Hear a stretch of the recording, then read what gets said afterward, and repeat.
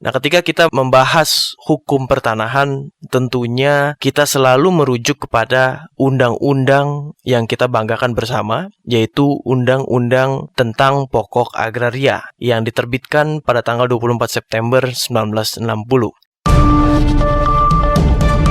Real Estate Law Pas FM bersama Edilex dari Lex & Co. Mitra bisnis, saya Edilex, praktisi hukum properti dari Lex & Co. Dalam edisi pertama kali ini, saya akan membicarakan mengenai dasar-dasar hukum pertanahan. Nah, ketika kita membahas hukum pertanahan, tentunya kita selalu merujuk kepada undang-undang yang kita banggakan bersama, yaitu Undang-Undang tentang Pokok Agraria yang diterbitkan pada tanggal 24 September 1960.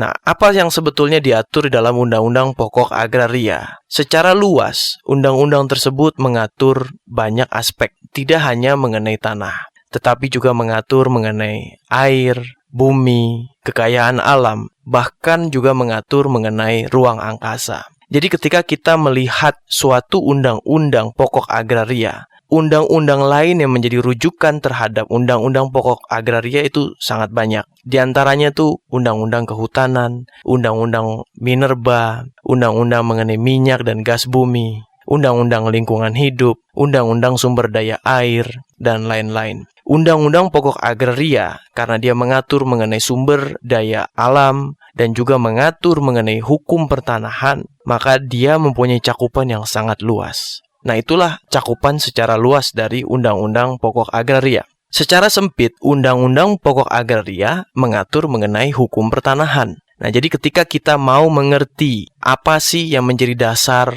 hak-hak atas tanah di Indonesia, bagaimana pengaturannya, apa yang menjadi jenis-jenis hak atas tanah. Nah, tentunya itu semua diatur di dalam Undang-Undang Pokok Agraria yang dalam pelaksananya kemudian diatur di dalam Peraturan Pelaksanaan Perundang-undangan. Nah, kita melihat sendiri bahwa sejak tahun 1960 Undang-Undang Pokok Agraria ini berlaku dan masih terus berlaku sampai hari ini, belum ada perubahan ataupun pembaruan. Nah, kita mendengar beberapa waktu lalu dan mungkin juga masuk di dalam program legislasi nasional saat ini mengenai rencana adanya RUU Pertanahan.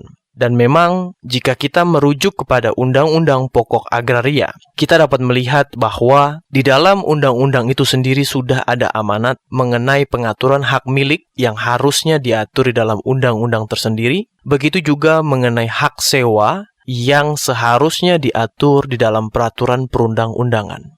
Nah, inilah yang akan kita tunggu. Kita lihat apakah betul program legislasi nasional akan dijalankan sehingga kita bisa melihat atau bahkan menyaksikan penerbitan atau disetujuinya penerbitan undang-undang mengenai pertanahan di Indonesia.